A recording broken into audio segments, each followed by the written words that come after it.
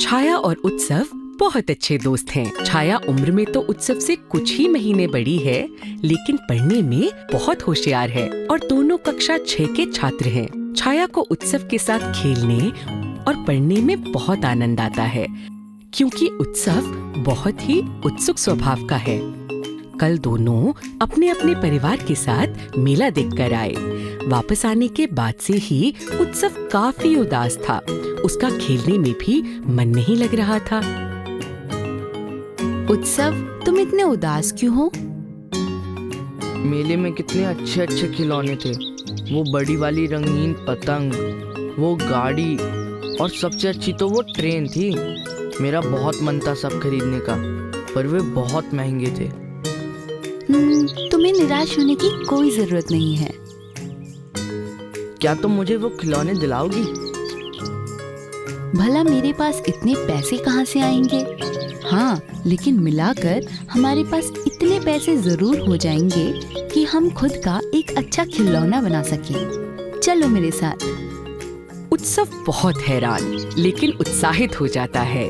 छाया एक दुकान से कुछ सजावट का सामान, पेंसिल और कई सारे छड़, चुंबक खरीद लाती है। छाया, हम इन सब का क्या बनाएंगे? और ये चुंबक, इनका क्या काम है? इन्हीं का तो सबसे अहम काम है। बताओ, तुम इनके बारे में क्या जानते हो? यही कि चुंबक ऐसे पत्थर होते हैं जो कि लोहे जैसी कुछ धातुओं को अपनी ओर आकर्षित करते हैं। और क्या भूल गए? अभी कुछ ही दिन पहले तो हमने कक्षा में चुंबकों का अध्याय पढ़ा था। हाँ, मुझे याद है कि चुंबकों के 2 सिरे होते हैं जिन्हें हम ध्रुव कहते हैं। समान ध्रुव एक दूसरे से दूर भागते हैं और विपरीत ध्रुव एक दूसरे की ओर आकर्षित होते हैं। ठीक वैसे ही जैसे कुछ धातुएं चुंबकों से आकर्षित होती हैं। बिल्कुल ठीक।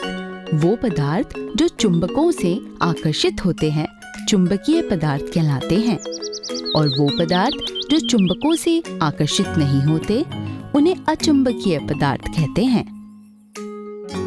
हाँ, मिट्टी, लकड़ी, हमारे कपड़े, कागज और प्लास्टिक जैसी वस्तुएं चुंबक से आकर्षित नहीं होती। इसका अर्थ है कि ये वस्तुएं अचुंबकीय हैं। अच्छा, क्या हमने ये नहीं पढ़ा था कि हम चुंबकों से आकर्षित होने वाली निकल, कोबाल्ट और लोहे जैसी धातुओं को भी चुंबक बना सकते हैं?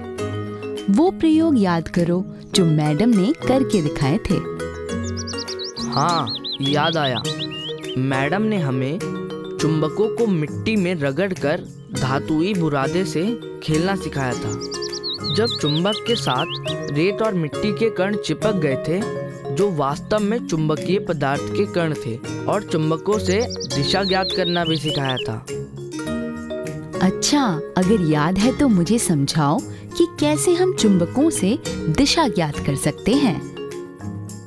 ये बहुत आसान है। देखो, हम इस प्रकार इस क्षण चुंबक को धागे से बांधकर स्वतंत्र लटका देते हैं।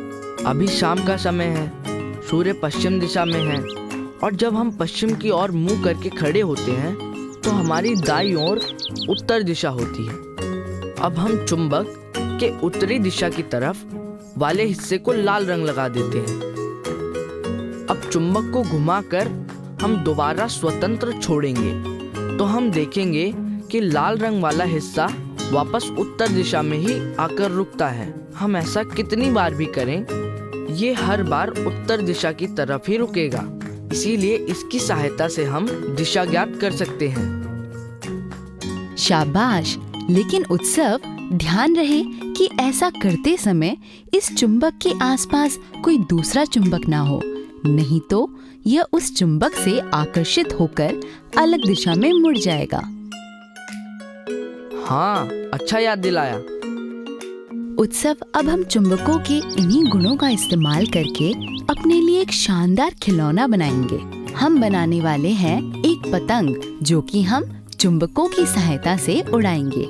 इसके लिए हमें साइकिल के पहिए की 2 छड़, रंगीन कागज, एक बड़ी सी लकड़ी की छड़ और पतंग की डोरी का इस्तेमाल करना होगा। मैं साइकिल की छड़ों और कागज से पतंग बनाती हूँ। तब तक तुम। और मैं तब तक एक बड़ी सी छड़ ढूंढकर उस पर टेप से ये बड़ा वाला चुंबक चिपका देता हूँ, है ना? बिल्कुल ठीक। अब हम पतंग को इसकी डोरी से बांध देते हैं। फिर इस डोरी को किसी स्थायी वस्तु से बांधना होगा।